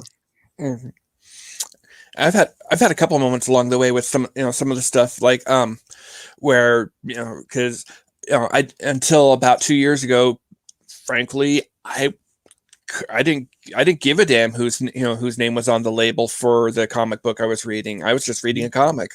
Oh, yep.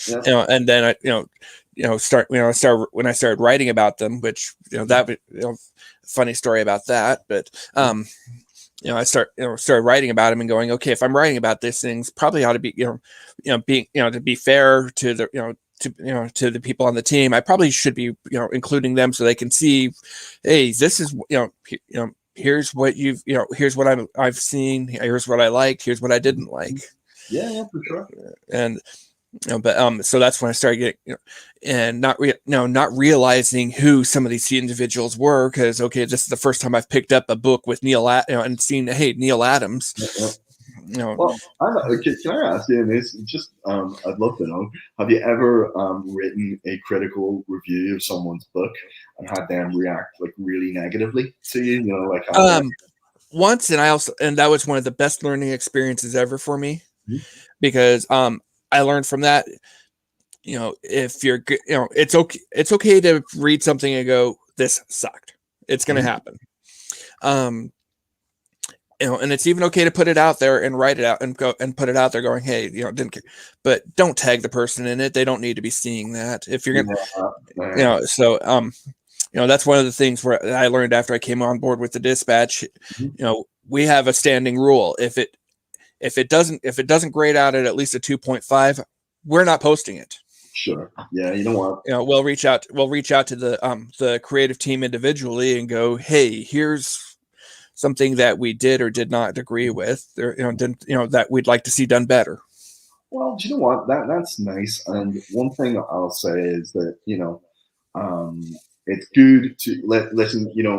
Having critical feedback is always good. Now, there's certain instances where it's just going to be the case that it didn't jive with you, maybe for your own reasons. It's nothing to do with the quality. Yeah. It's nothing, So, and that's fine, But in others, somebody can give you genuine critical feedback and say, listen, at a at a structural level, there's problems with this. Mhm. Artistically, there's things you can fix. That would, and that stuff is immensely valuable as a writer, artist, colorist, whatever. It is immensely valuable, and it will help you up your level of skill. And that's why I do my best to do that. There's sometimes, there's sometimes where I'm better at it than others. Yeah. And because my big thing is, like we talked about earlier, when it comes to a comic book cover, that thing needs to pop. Yeah. I am much more critical of the cover art than I am the interior pages. I agree. And I think, my rationale behind that would be that a cover artist has that one job to do, and that is sell the book, where the interior artist has to tell a 22-page story. And there's some people out there, like I'm reading King of Spies at the minute, Mark Millar, and Matteo Scalera's artwork is just absolutely stunning, but he is the exception, not the rule. You're going to have some guys who are just, they come in, it's a craft, they tell the story, and there's no flourish. And that's fair, like one great example of that would be Steve Dillon. Steve Dillon, great storyteller, very quick. The guy could knock out like 2 pages a day, but it was because he was he had the craft nailed down to the point where there was no flourish. It was just straight to the point. He told the story. So, Preacher was a very quick run to get out because this guy was just, he didn't want to waste any time.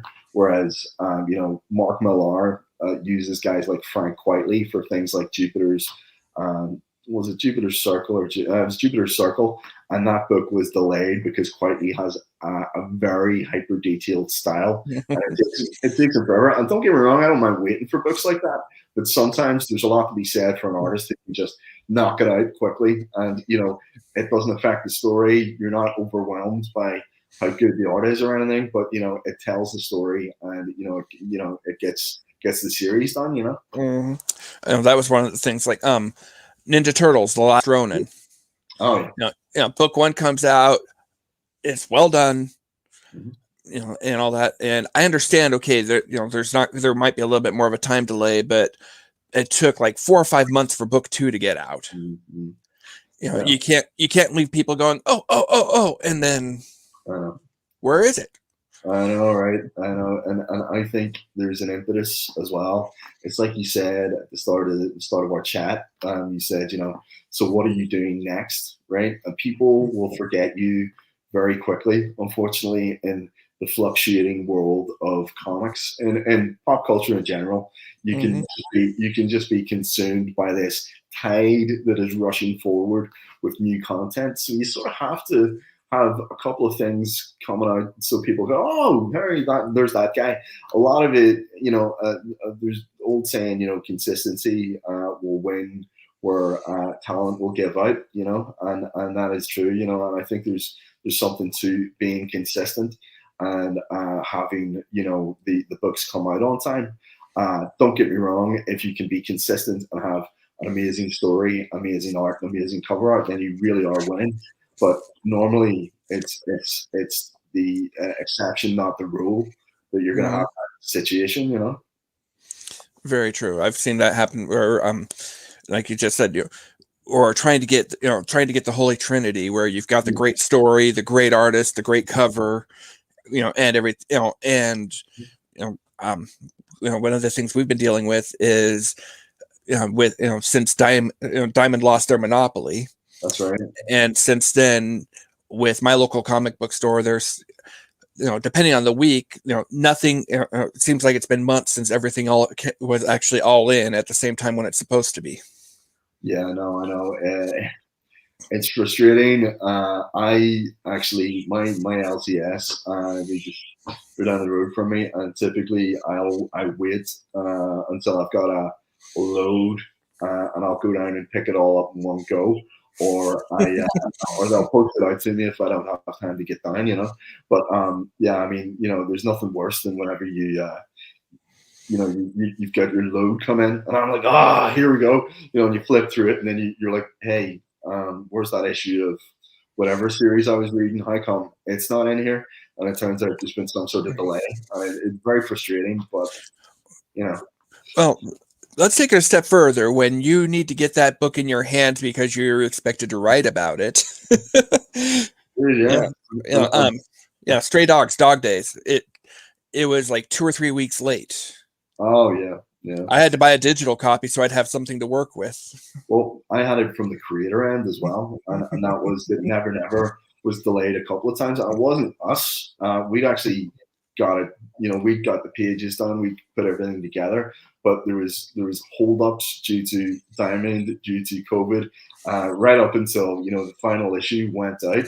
And we actually were missing a page, And I noticed that. So we had issues right up until the last issue. It was real. It's like a miracle we got the whole thing out. And so I've just seen I've just had some copies of the graphic novel come out and landed with me yesterday, so I can confirm that all the pages are in it and intact. But even the graphic novel was delayed because we were due to be out in January, and I think it was on Simon and Schuster's end. There's something about the global paper shortage, and so I was advertising. I was on my social media saying, "Hey guys, 20th of January, be there, be square. I got this new graphic novel coming out. Check it out." And then the PR guys, marketing, emailed me and they said, "Oh, by the way, it's not out till 16th of February." I was just like, "Fuck!" So yeah, I know I've got the I've got mine the TPB of Never Never on my pre-order list for my LCS, and going, I've already read the story, so at this point it's one of the. It's part of the build up. I've got my personal lending library. That's what I look at the TPBs as. For the people. Oh, comics work for kids.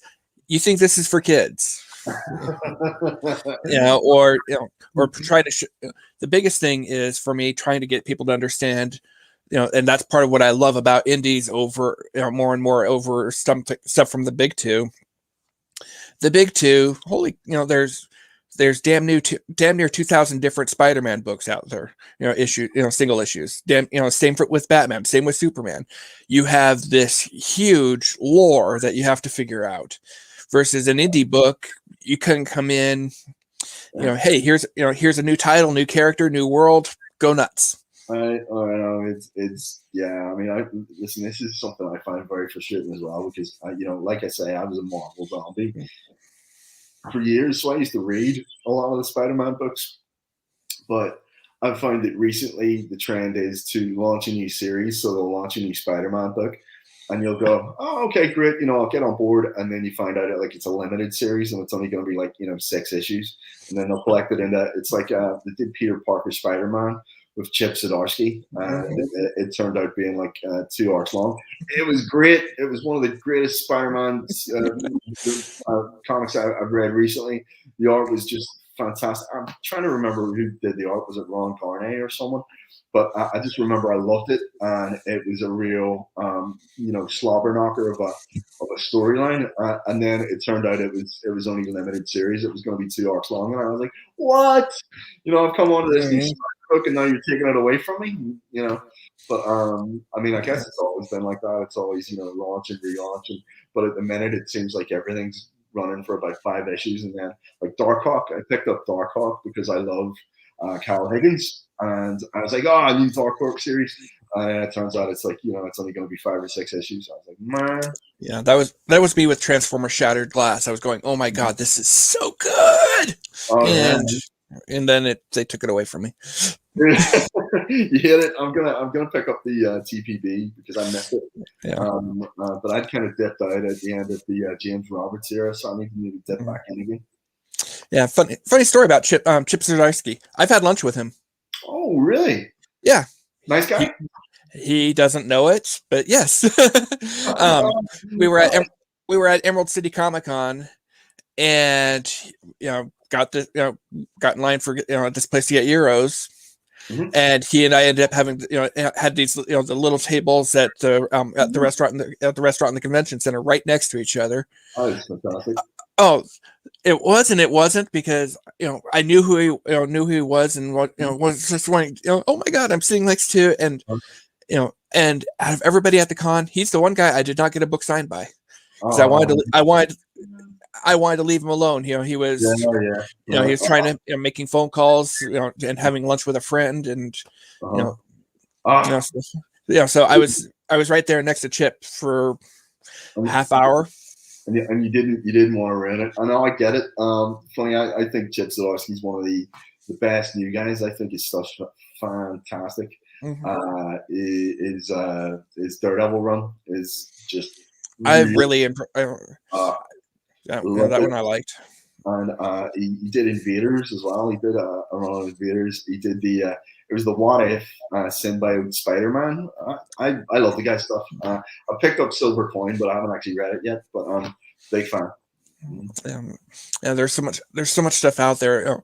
Like Garth Ennis has become one of my just because of everything, the variety. You've got The Boys, which basically, hey, what if superheroes didn't have rules to follow? Which Garth is he's from the same place as me. He's from his parents live over in the Malone Road, I think it is, and it's a couple of miles from where I am. So very cool. We grew up in the same sort of, I wouldn't say area, because Belfast divided into so many different areas, but we grew up in the same city, and we know a lot of the same people. So John McCrae, that he worked on Hitman with, and I know John, and I would sort of know Fred Collier and John. They set up Dark Horizons, the comic shop I used to work in. Garth used to be a customer, and it's a small comics community over here, and everyone kind of knows each other. But I've only met him once, and I sang in. We've passed each other a couple of times, but again, I didn't want to, be like, oh my god, held it in. But I mean, chances are, like, if you were around, he'd just have a pint with you. He's a pretty laid back guy. Yeah. If you get the opportunity, with I think with TKO Studios, Ennis wrote a book called Sarah. It's you already read it? No, I haven't read it. I've actually got it on my wish list. Go to the top of the wish list. Seriously, above Shattered Glass. It's that good. Really? Right. Really? I gotta check it, because I've got it on a wish list, and I just haven't gotten around to purchasing it yet. But that was the first to me first indie book, because TKO, who'd heard of never heard of them, and Sarah was a wow.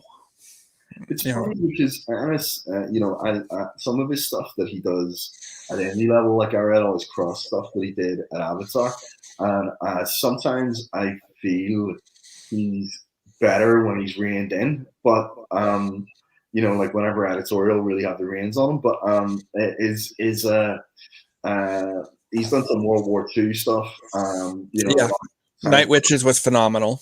And that stuff, clearly, he's just been let loose, and it's just phenomenal, So, he's great writer. I think in many ways he changed the game. He was one of those guys in the 90s who kind of changed the game. Garth Ennis, Peter Milligan, guys like Grant Morrison, and they were all sort of taken from the 2000 AD fold. Whenever Karen Berger set up Vertigo, and these guys, they all came over and massively impacted the field of comics. So, like, even if you look at the Punisher, I love Chuck Dixon's Punisher, love War Journal, and but Garth Ennis did something very, very interesting with the Punisher. He made him a real, very visceral person, and I find some of his stuff, some of it's comedic and some of it's absolutely chilling, especially the Vietnam stuff, which is phenomenal because he's clearly done the research and spoken to veterans, But he's a good writer. And then when you read Marjorie Finnegan, Temporal Criminal. I'm not sure if you're familiar with this series at all. Picture Harley, picture Harley Quinn, and and throw away all sense of inhibition. Well, I mean, there wasn't much to throw away, but sure. And give her the ability to time travel.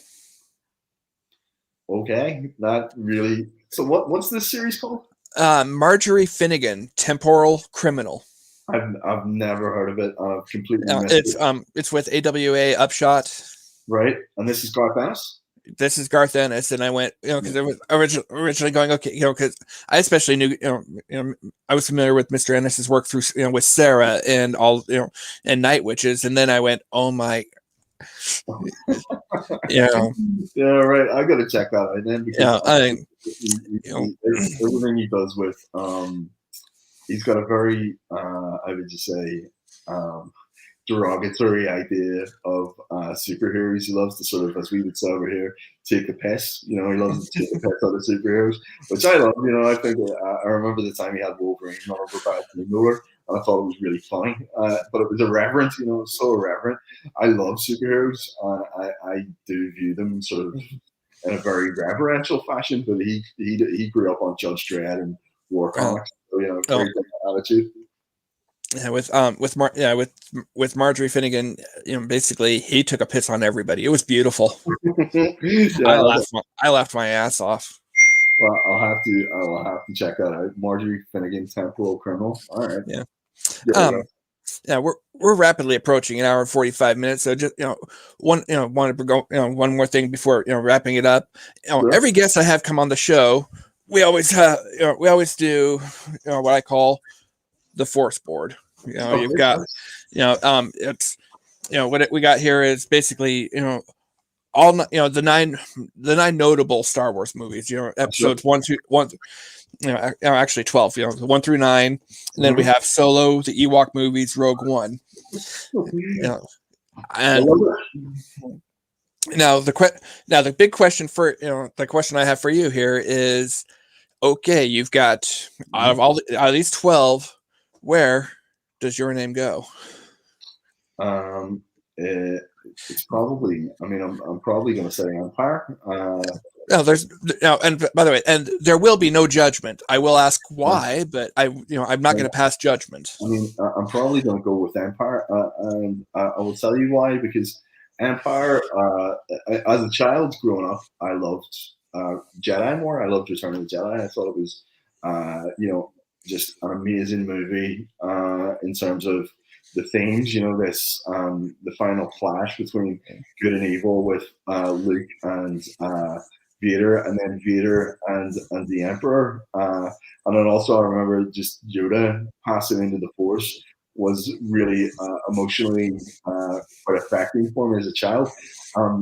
The other thing as well, I guess, was I just loved the action at the start. I loved whenever Luke storms the sail barge and he just, he's fighting on the skiffs. It was just badass.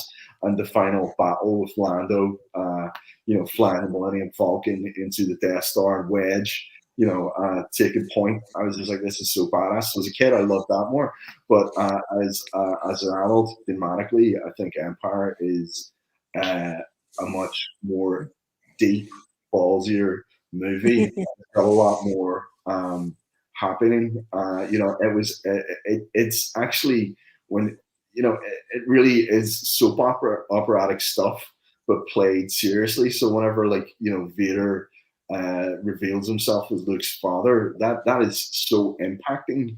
And James Earl Jones, that the way he intones things, the way he speaks, it gives everything this massive gravity. And that scene, it was almost Shakespearean, hanging over the void in Bespin, and whenever Luke just sort of sacrifices himself, and it ends on a downer, it leaves you hanging. And I'm sure other people have said similar things and articulated it much better than that. But my point is that Empire doesn't play it safe. It decides to do something that will fundamentally fuck with how you have thought of things up to this point. Han Solo isn't carbonate. Luke has lost a hand. Yoda wasn't this huge and powerful Jedi master that you thought you would be. He's this little green, Muppet. the Muppet, you know. And I mean, so like, you know, it's sort of screwed with your perceptions about everything, and it's a beautifully shot movie, and it just has so much. So for me, it's going to be Empire. But let me tell you, I mean, if I was to rate them, I would say Empire, A New Hope, Jedi. Uh, And then a huge drop off, and then yeah, a huge drop off. I'm gonna go with Revenge of the Sith, probably following that up, followed by Ewoks Battle for Endor. nothing wrong with that. I'm not, you know, I'm not like I loved Battle for Endor.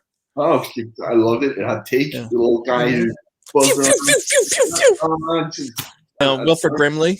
Yeah, Wilford Brimley, and it had Teak, right? And then I'm gonna go for maybe Caravan of Courage, then Phantom Menace, then Attack of the Clones, then Rogue One. And then, you know what? I forgot. I didn't actually factor Rogue One in, so I put Rogue One before the Ewok films, right? But then, and you know what? I didn't mind Solo. I thought Solo was fine.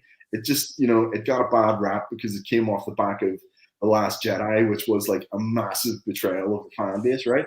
And I mean that in that, you know, it really fucked Leia and Luke's characters, and but not just that. It's, you know, it sort of. The only thing even semi-worthy, you know, worth noting about Last Jedi is we finally learn where that blue milk comes from. Yeah, I mean, it's just an awful movie, and the thing is, I love the cast.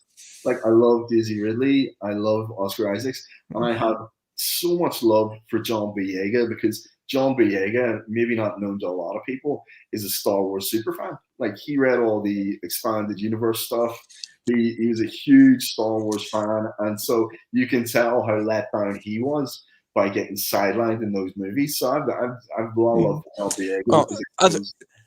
Other than hey, let's create a romance thing between you and Rose, which I consider. No, I know. Listen, and I felt bad for that actress because she got a lot of flack, and it was not her fault. She's perfect. It was poorly written.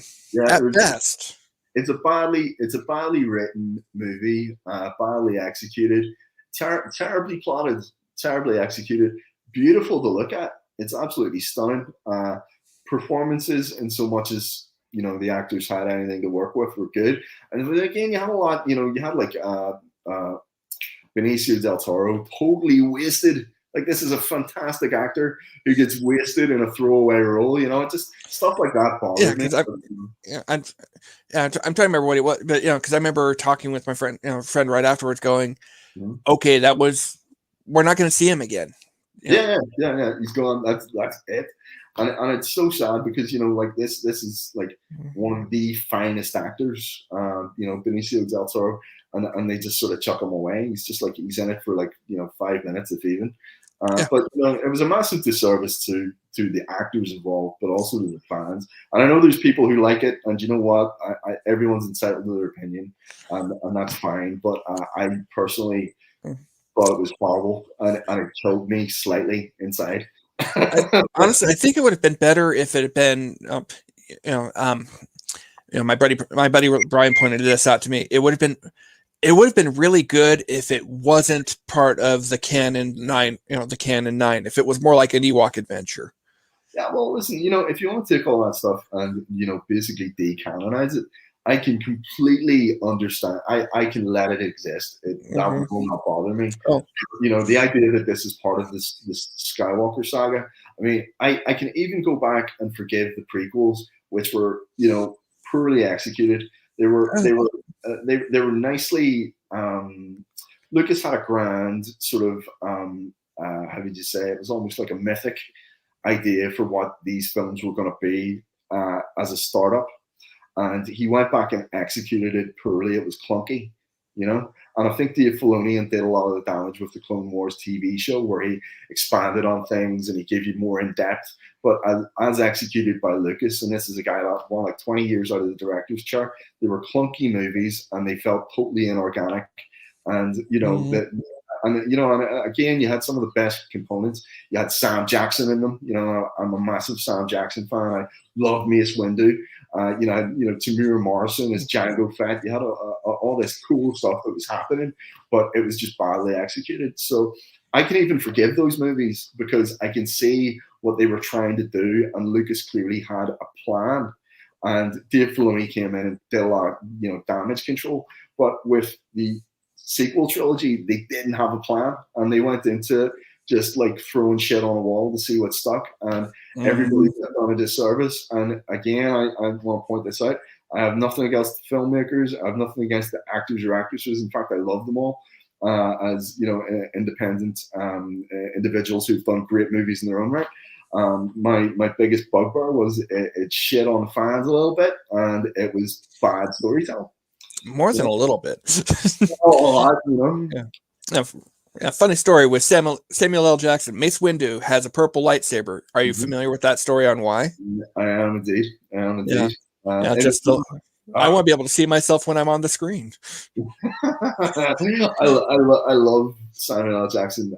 He's like, to be honest with you, the movies I like him most in are ones that you wouldn't really expect. Like, I think his best acting performance is actually in a movie called Black Snake Moan. That's him and Christina Ricci, and he's just phenomenal in it.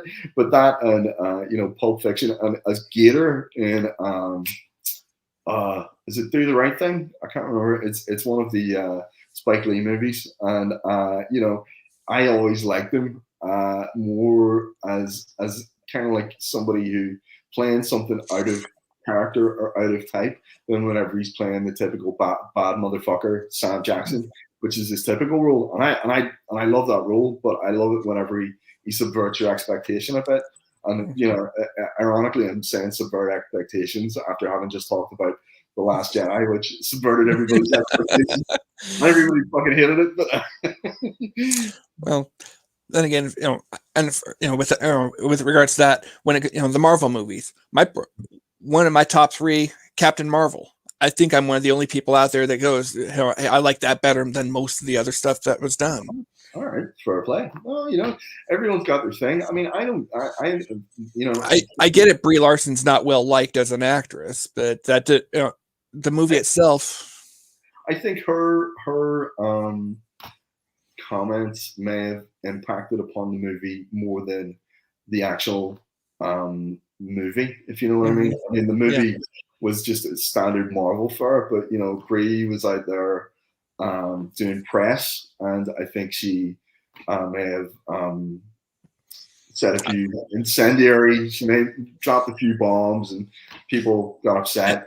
And hell hath no fury like a pissed off fan base. 100%, brother. 100%. Going full circle. Yeah, that's why I try to stay on the right side of it. I'm hoping there isn't like a really rabid Peter Pan fan base out there who are like, what has this motherfucker done with Peter Pan? That's what I'm putting this out. Peter Pan, the way I look at Never Never is, imagine it's Lego, right? And it came in a box, and it was a race car, but I took the parts and made it into an airplane instead. So it's basically made of the same stuff, but it's entirely different, right? So I'm hoping that that there are kind of Peter Pan fans, and they're like, yeah, it's far enough different that I don't give a shit, And, yeah. Well, yeah.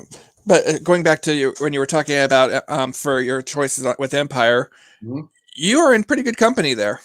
Oh, who have I got? Let me see. Oh wow, Brian Lambert. All right, Jonathan Hedrick, James Patrick, Jamie Sullivan, Troy Petiri, Bob Budiansky. Oh yeah, all right. Livia Ramondelli, Tyler Blazinski, and me. Hey. So you're where all the cool kids hang. Yeah. Yeah, Brian, he works with us here at Indie Comics Dispatch. In addition to that, he also operates Wingless Comics. Oh, he created a character called Justice. Awesome. So he was actually he was one of the first people that, when I started doing reviews, that made me feel like, maybe I can actually do this and do it to the point where it can be a stepping stone to get out of my 9 to 5. Dude, listen, excuse me, the cat does not care that I'm on. Dude, listen, you know what? I think, like, I'm saying it yourself. I work in 9 to 5. The way I look at it is that I love what I do on the side, Mm-hmm. but and I'm going to craft away at it for the absolute love of it. But you know what? If it opened up to the point where I could go, hey, 9 to 5, see you later, Yeah. For sure. And don't get me wrong, I think I will always actually. I've got this thing, and this is what if I ever got rich? It's one of the, and I think if I ever got rich, I would always work a job. And my reason for this, and I don't mean full time, I'd maybe do weekends or something. My reason for this is because I know people who got rich and then disappeared right up their own ass. They got like super self-important, and they're all like, yeah, fuck the small guy sort of stuff. And I was like, I never want to be that disconnected. Yeah. I feel like, I'm better than anyone, or, a great example of someone who got rich and stayed humble is The Rock. I love The Rock, and my attitude is, I would always work a job because I want to feel connected to normality, but also to, sometimes you need to have yourself kept at a level setting. Now that's not to say like, I've got these plans to get rich that are going to happen anytime soon. But what I'm saying is, if I did, and I would love to, I would always try and stay level and not get super egotistical. Well, the rest, with The Rock, don't get me wrong, the guy stayed humble, but the rest of the story is The Rock came from money. His dad was a professional wrestler that was fairly famous. Before he went to the University of Miami, as a football player. Oh yeah. And yeah. In fact, he was a starter on the defensive line until a guy named Warren Sapp, who ended up being so good that he ended up being in the Hall of Fame for football. Wow. Took him out of there. So hold on, the Rock's been telling me that he started off with $7 in his pocket for years. This isn't true? Afraid, unless he had a falling out with dad, and dad, went, hey, you need to go figure this out on your own. Which, in fairness, I've seen that happen too, where mom or dad have money, and the kid grows up feeling a bit entitled. They go, no, you need to go figure this out for yourself before you. You know what? That's a good way to do things as well. I have to say, I do know of certain people and celebrities, like a good example, Sting in the Police. Yep. Sting said he would never give his kids any money until they were in their 30s, so they'd actually go out and experience life. I think that's good, because having worked in various jobs, one of my jobs, I used to be a bouncer, so I worked as security in various places, and I've seen really rich kids, kids who, when I say kids, I mean, late teens, early 20s, kids who don't know the price of, say, like a carton of milk because they're so far removed. And these guys are all fucking messed up because they have no inhibitions on what they should do. So they're all kind of crazy. They're all like getting into car crashes and, doing crazy drugs and getting caught doing all sorts of insane stuff. And it usually comes from growing up in an environment where no one ever told you no. Like no, cat again, and no just wasn't on the table, So it's interesting. I do feel like there's a lot to be said from growing up in a more humble environment. But that said, I'm not slamming anyone who grew up rich. Yeah. We just saw Fiddler on the Roof. May God smite me with this problem. 100%. I know, right? Yeah. But on that note, we're at the 2-hour mark, so we're going to wrap things up. Hey, I got to say thank you for coming on. You've been a terrific guest, a lot of fun. And my absolute pleasure. My pleasure. Quentin, it's been a blast. I'm so pleased Good thing. Yeah, it's been, like I say, I'm so pleased to have been invited on and to get to talk to you face to face finally. yeah. At this point, we've only chatted on DM, but I can't wait to see who you've got coming up next. And just a quick plug: Never Never graphic novel is out 16th of February, so head up your excellent. So we got Never Never coming, the graphic novel. So you're getting issues 1 through 5 in one shot. You can binge read it. You can go nuts. And that's a couple days after Valentine's Day. Because nothing says I love you more than Peter Pan meets Lord of the Flies. Hey, you couldn't get a better endorsement, right? Well, listen, Quentin, thank you so much, brother. It's been a real pleasure to be on. Hey, thank you. I'd like to say thank you for coming on. And next week, it'll be 6 o'clock Pacific time, 9 o'clock Eastern time, 2 o'clock in the morning if you're in Ireland. Tony Fleeks, writer for Stray Dogs, will be joining us, and we'll be talking about all the adventures with that title, and having a wonderful time. So everybody, hey, thanks for watching, and we'll catch you next time. See you next time, guys, and thanks for listening.